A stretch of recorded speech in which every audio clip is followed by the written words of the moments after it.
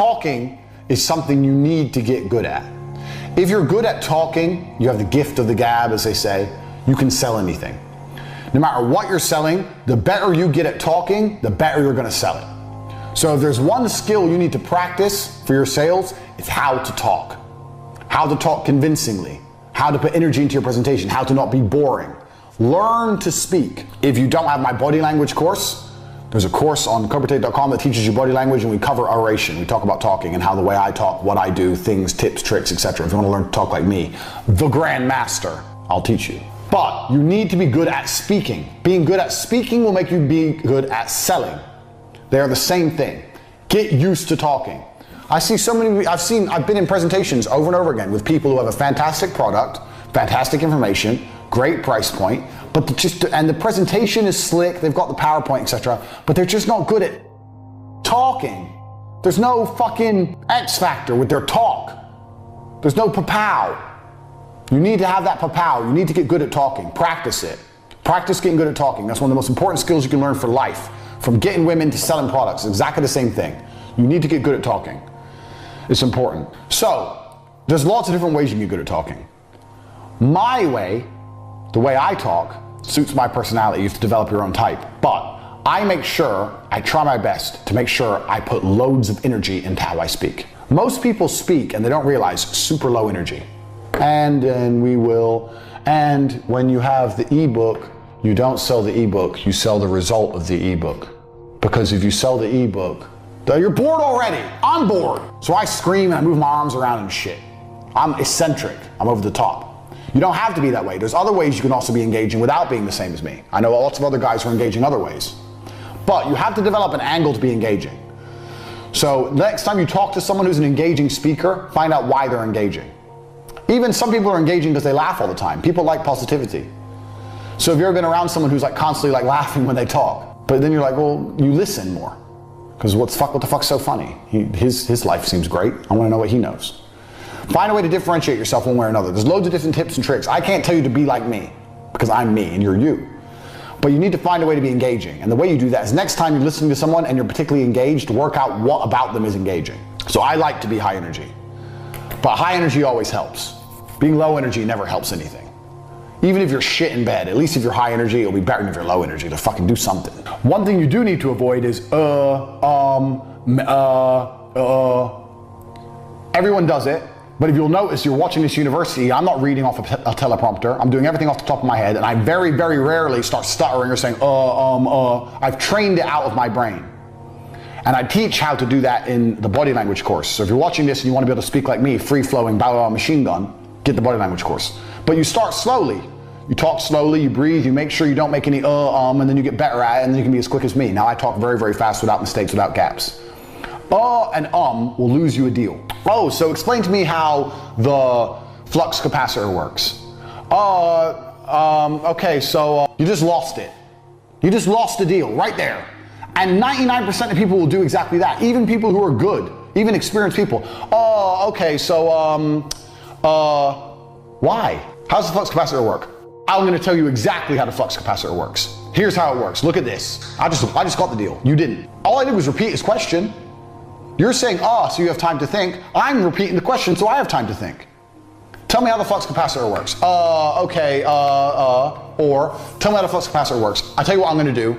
I'm going to tell you exactly how the flux capacitor works. All I did was repeat his question. It's not complicated. There's tips and tricks so you learn how to speak without sounding like a moron. If someone uhs and ahs in a presentation with me, I won't buy from them because I don't like that shit. I don't speak that way. Learn how to not speak that way. Andrew, I want to learn to speak like you do. The way you talk on podcasts is why they're so monumentally successful. I want to speak like you do. How do you practice? How often do you practice? And I tried to explain to him. I said, brother, you're 42 years old. I'm 36 years old. You've been speaking longer than me. So it's not about practice. The difference between you and I is I pay attention and I make sure that I get feedback. So if I do a podcast, I will watch it back and write down every time I made a mistake or every time I could have used a different word. I will sit there and actually analyze my work to get better. You reflect. I reflect. If you don't reflect and you just speak, you stay shit. Hey, how about communication? Who'd you look at? Were you always a good communicator? I can see you being a great communicator since you were 14 years old. I was pretty good, yeah. Okay. Who did you look at and say, that guy's good, but I think I can, do it better? That's a good question. And I think that, you know what I'm asking. I know what you're asking. I don't know if there's one particular person I took nuances from, because when you're a great communicator, you know how to be serious, and you know how to make people sad and angry, and you also know how to make people laugh. There's different people who can do lots of different things. So who was that? Was it somebody that was multifaceted like that? I think it was a lot of different people. And I also think that... Did you pull from comedy as well, or no? Certainly did, but I was also extremely self-critical. I think that's where a lot of it comes from. I'll watch this podcast back 15 times. I will notice every single time I made a mistake. Just then I said I'll watch twice. That was a mistake. I will watch this back 15 times and I will identify every single error. I have an email list and I sign up and I get words of the day. I get 5 or 6 new words a day, which I try my very best to memorize. It's harder than you think to memorize 5 words a day, but I always try to make sure I have the most interesting vernacular I can possibly have, a wide vocabulary, so I can be very specific with my points. The reason I actually did that, I keep talking about my dad, but I'm his son. I have the same name, Andrew Tate III. He was Andrew Tate II. My father was a linguist for the CIA. He spoke Russian and German and Spanish and English. And I think I've told this before. Back then, when they needed someone who spoke Russian, they would take a Native American and teach them Russian. Nowadays, we have a bunch of Russian-speaking allies. You can go to Estonia, Latvia, Lithuania. They're all NATO and just get a Russian speaker.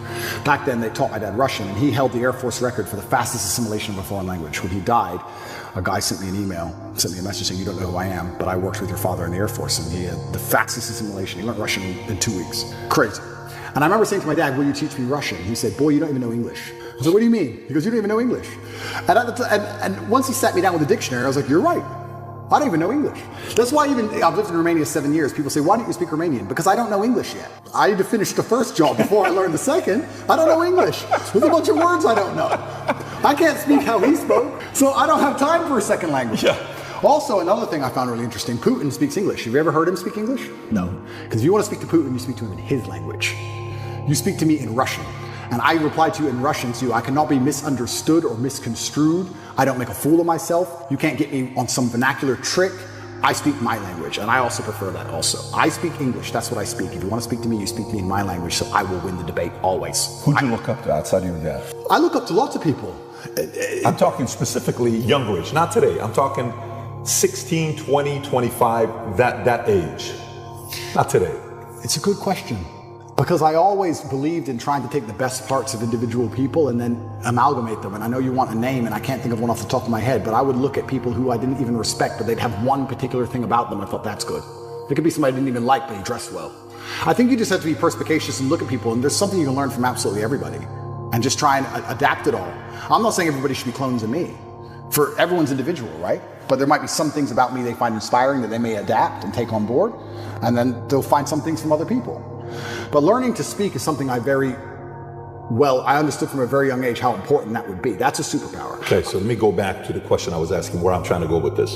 So I asked the question, I said, imagine the 20-year-old that's watching this, that's saying, "No, Tate, don't give me the answer for anybody can create, contribute to society. I'm not that guy. Talk to me like I'm one in a million. Talk to me like I'm one in a million. So if I'm willing to give 20 years, 30 years of my life to one way to go up to make true positive impact in America, my country, in the world, what should, don't talk to me like everybody else. What the standards, what should I do? What angle should I do? Okay, so first things first, you need to be worthy of respect. And you're going to be worthy of respect through having things which are difficult to acquire. So first things first, the basic things, you need to be very focused on trying to make money, because people listen to you when you have money. They just do. Secondly, you need to be in fantastic physical condition, because when you're in fantastic physical condition, it cannot be bought. It must be earned. And people know that. When you're in, I don't know about you, if someone walked in to sell me something and they were obese, I would not trust them the same as if they were in fantastic physical shape. Because I'd say, I don't think you have dedication and heart. I don't think there's something about you that I just wouldn't trust you the same.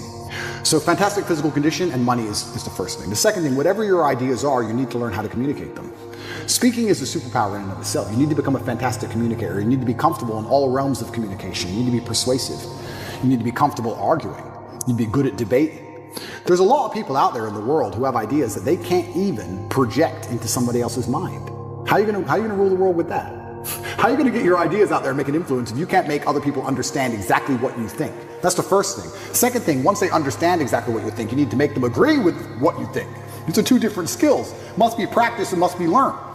If you're 20 years old and you want to change the world, you need to be having endless debates. Endless. Without resorting to name calling, not on Twitter like a dummy, in person, and you need to come across in a way that people agree with you. We can go back quickly and talk about the red pill. The difference between me when I talk to girls on these panel shows and every other guy when they talk to girls on these panel shows is, when I'm done, all the girls want me. Watch them. Watch the shows. I say the same thing, and by the end the chicks are in love with me, as opposed to saying the same thing and the chicks thinking I'm a dickhead. That's the difference. I project my ideas and I make them agree with my ideas to a point where they're like texting me afterwards. I'm not saying anything different, it's how I'm communicating it. You can catch more flies with honey than hurting people sometimes. So you need to be good at everything. You need to have a Swiss Army knife of tools. I know when to be intimidating or aggressive. I know when to come across as obtuse. I know when to come across as exceptionally open-minded and easy to understand. I know when to come across as understanding. I know all these things. This all has to be practiced. And a lot of it is, communication. I would say, if you're gonna say to a 20-year-old who's truly exceptional and driven, I'd say you need to become a master communicator. Because once you can do that, you can do anything. And that fixes all the other problems, right? We talk about making money. If you're a master communicator, you do fantastic in sales. Yeah. You'll kill sales. Yep. You'll absolutely destroy sales if you're a master communicator. Not many people know this, but I used to sell windows. You know the old school knock on the door? Window sales. I did window sales for 2 or 3 years, and I'd say this is one of the hardest jobs you could possibly do. And I would always recommend a young man, if he has some time to waste, to go sell windows. And the reason, it's fantastic, because I'll tell you why. It's the hardest one to sell because 1, nobody wants them. 2, they don't know who you are. And 3, even if you convince them that they need windows, after them not knowing who you are, then they go to all your competitors and then it becomes a price war. It's a nightmare. It's the hardest sales job. If you're selling a Lambo, at least they want the Lambo, right? Nobody wants glass and plastic. They already have windows. So you gotta find a way to sell them these windows. How do you do that? And that's where all this master communication comes in. And it's so many subtle little things. Being a good salesman is not necessarily being a liar. It's not being a trickster. It's just understanding what's gonna make the person believe and understand what you say. If I walked in and said, would you like new windows? And they essentially said, no, we don't need new windows. Our windows look fine. I would say, but what about the security aspect? While looking at their 3-year-old child. And they'd sit there and go, what do you mean security aspect? And then I talk about how we had the lock 5000 and their locks are easy to break, as if glass isn't glass, it's all the same anyway. And you'd end up selling the windows. You have to find the triggers in people. There's another thing people don't understand about me and my message. Sometimes I sit here and I say things that piss people off because that's how you trigger people to make action. I have often written emails or done videos, especially to men when I want to help men, to piss them off. You're a loser. You're a dumbass. Andrew, why do you mean? Because you're not going to go to the gym unless I tell you you're a fucking loser. And you are a loser, and I'm not lying to you. You are a loser. The emotional trigger you need to get up off that chair is the fact that you're not important, nobody cares who you are, any girl you're ever in love with I could take, and you're insignificant. And when you die, nobody's interested. That's your fault. You could have been something else. You did that. You failed. It has to be done. You have to be a master communicator, and sometimes that involves also insulting people. It's all a massive tapestry, but to answer your question, for the 20-year-old, he needs to become a master at communicating. But also to be a master at communicating, you also need experiences worth talking about. You have to live a life. You need a degree of wisdom, and wisdom doesn't always come with age, it comes with life lived. I had a guy message me, this is a long time ago when I used to reply to my own emails, too big now, but he said, I don't have any stories, my life's boring. I said, bro, where do you live? He said, Madrid. I said, bro, ride the train from Madrid to St. Petersburg. Ride the train from Madrid to Vladivostok. Do the Trans-Siberian Railway. Costs you like $300. He goes, oh, but what if I get robbed? Exactly! That's exactly the point! What if you get robbed? Now you have a story. Maybe you'll die, maybe you won't. But you have a story. Don't bring your watch. Have you got a Rolex? No. No one wants to rob you anyway. Don't worry about it. You're a brokey. Get on the train. There has to be that degree of risk to even have a story, because when you have a story, then you can communicate the story. You can't be an empty vessel either. So when you say you're telling me how I build this 20-year-old into a super soldier, yeah, he has to be a master communicator, but he also has to do things which are risky. Risk has value intrinsically linked to it, intrinsically. This is why people, when you do risky things, people want to hear the story. Your coolest stories involve risk. Something went wrong, this could have happened, I almost this, I made it out. Without these risks, you haven't got it. So I would say to the 20-year-old, do what I did. Get in the cage. Get in the ring. Knock someone out. Get knocked out. Train hard. Fighting will teach you everything you need to know about life. You'll learn everything about who you truly are. You'll learn if you're a coward or not. You'll learn everything about perseverance and hard work and dedication. Everything about being underappreciated. You learn everything about fear. You learn all of it. You learn everything about people. You win a fight, check your phone. Lose a fight, check your phone. You learn all about people. You learn all about them. You learn all about women. I learned so much about women through fighting. When I had a fight coming up and I was weight drained and I had barely eaten in weeks and I'd lost all this weight and I had a world title fight and I'm fighting a guy who might kill me and she's complaining about the toilet seat. I learned all about women. You learn a lot about life through these difficult processes and paths. And there used to be for men like a rite of passage. In most societies, you had to go through something to become a man, from a boy to a man. But that thing was always difficult. It's always been difficult. Now you have to self-induce it, self-inflict it. But if you're going to be a boy and never bring on that self-inflicted rite of passage, how are you going to ever become a man? It's great feedback.